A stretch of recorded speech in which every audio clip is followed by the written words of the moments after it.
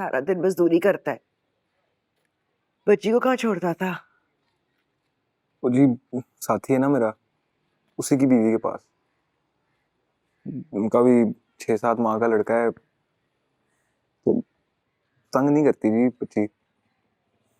दूध पिला दो एक बारी तो सोई रहती है आराम से।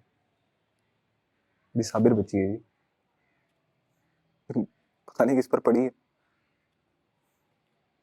बहन मेरी तो हर टाइम रौला डाल के रखती थी, शादी के बाद बिल्कुल ही चुप हो गई थी जी। साबिर हो गई थी काफी। मम्मी तो मेरी कहती भी है कि शादी के बाद लड़कियों में वैसे भी सब्र आ जाता है, और अब्बा मेरे का भी यही कहना है कि लड़कियों की शादी जल्दी कर देनी चाहिए, फिर वो हर तरह के हालात में फिट हो जाती हैं। छोटी होती है ना जी, सेट हो जाती है जल्दी। फिर पूछना था ना अपने अब्बा जी को कि उनकी 16 साल की छोटी सी लड़की होगी फिर सेट। अब तो जी रोते ही हैं हर टाइम। है भी चंगा है, सारे जुल्म कर कर आके फिर आप पे रोने बैठ जाते हैं सारे अब्बे ना। 2 महीने की बच्ची को संभालने को तो राजी है नहीं है ना, कुछ नहीं लगती उनकी। ओ जी, वो तो कहते हैं कि बिनोई का खून है मेरे, खराई औलाद है, और बिनोई मेरा उधर वो रखने को तैयार नहीं है, कहता है हमसे नहीं संभलती है। और ताई तो मेरी कहती है कि लड़का होता ना तो रख लेना था उसने। और चाची भी मेरी, वो भी यही कहती है कि लड़की जात ना होती तो हम रख लेते। अब जाएगा ना घर तो बिठाकर माँ ताई चाची को पूछना वो कौन जात है।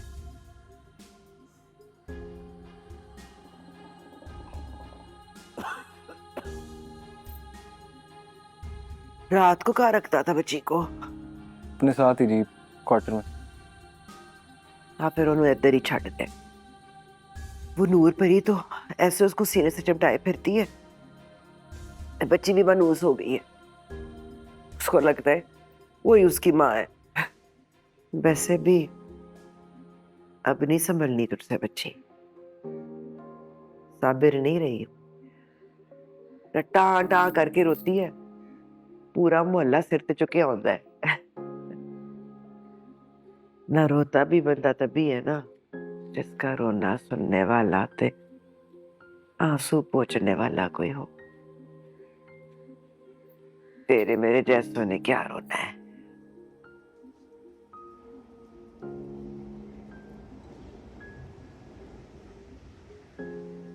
अब लग रहा है ना जा रही है इंसाफ मांगने, है ठस्से से शांत से बन संवर के, थोड़ी जनी लिपस्टिक भी डाले, तेरा फराज खुश हो जाएगा। वो तो नाराज है मुझसे, कहता है भाई अकबर वाली बात छुपाकर उस पर एतबार नहीं किया। अब जब एतबार ही नहीं तो फिर कहता तो वो भी ठीक है और गलत तू भी नहीं है। किधर किधर पूरी पड़ेगी घर की बेटी।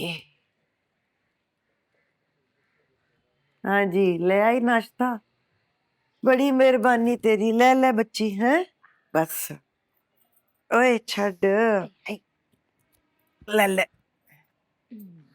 कोई कम नहीं कर दी ना, ज्यादा दिल ना लाई, तेरी बच्ची नहीं है। मेरे को तो आप बड़ी लगती है खाला, शक्ल भी मेरे नाल मिलने लग पई है। ना ऐसे कैसे तेरी है, कुछ करना पड़ेगा। करे से क्या भला?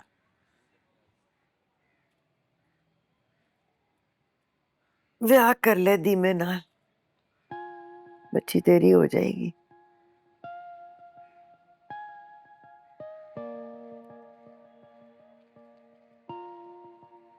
न क्या चंगा मुंडा है, ना अपनी मरी हुई बहन के लिए, उसकी बच्ची के लिए दुनिया से लड़ सकता है, मजदूरी करके इन जैसों की फीसें भर सकता है, तो अपनी बीवी बच्चे के लिए क्या नहीं करेगा। ना जुबैर की तरह तुझे छोड़ के भाग तो नहीं जाएगा ना? हाँ खाला, ओता मेरे कोलो छोटा है। हाँ, अपने को 20 साल बड़े नाल ब्याह कर ले, फिर तो नहीं कहेगी ना खाला मैं ओदे कोलो छोटी हूं। पाकीज़ा, लिपस्टिक नहीं लाई, काजल ही डाल ले। ना मनाना नहीं है उस फराज बेचारे को, इतना तंग करके रखा है तूने।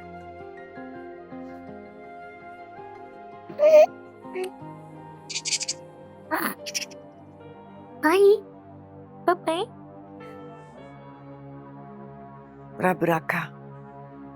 मुकदमा नंबर 3 साइबर क्राइम केस मुसम्मात पाकीज़ा बीबी मोहम्मद फराज हुसैन बनाम यासीन मलिक, फरीकैन अदालत के रूबरू पेश हों।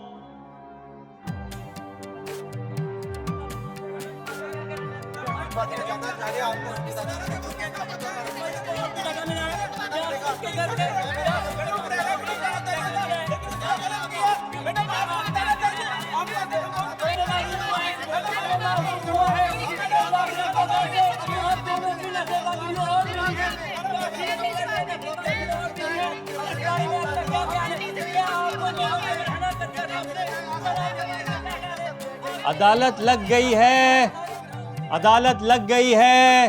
आप ये हलफ उठाती हैं और वादा करती हैं कि जो बयान दूंगी वो सच, सिर्फ सच और सच होगा। मैं हल्फ उठाती हूँ, जो भी कहूंगी सच कहूंगी, सच के सिवा कुछ नहीं कहूंगी।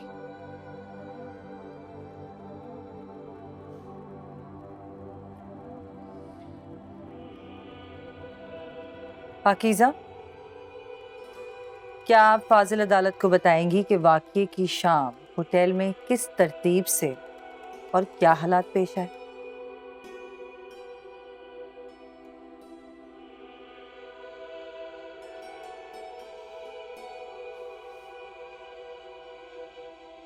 मैं पाकीज़ा बीबी दुख्तर मोहम्मद असलम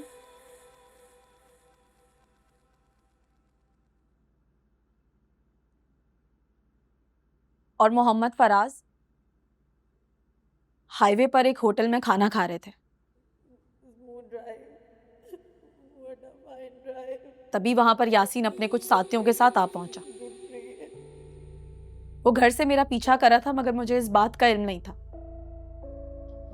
मैं उसे देखकर बहुत घबरा गई, क्योंकि वो मुझे पहले कई बार धमका चुका था। मैंने गली में उसे थप्पड़ मारकर उसका रिश्ता रिजेक्ट किया था और उसकी बेइज्जती की थी। तो मुझे मालूम था कि वो मुझसे इस बात का बदला जरूर लेगा। तो उसे देखकर मैं बहुत डर गई, बहुत घबरा गई, और फराज और मैं उस होटल से निकलकर ऊपर वाली मंजिल पर जा पहुंचे।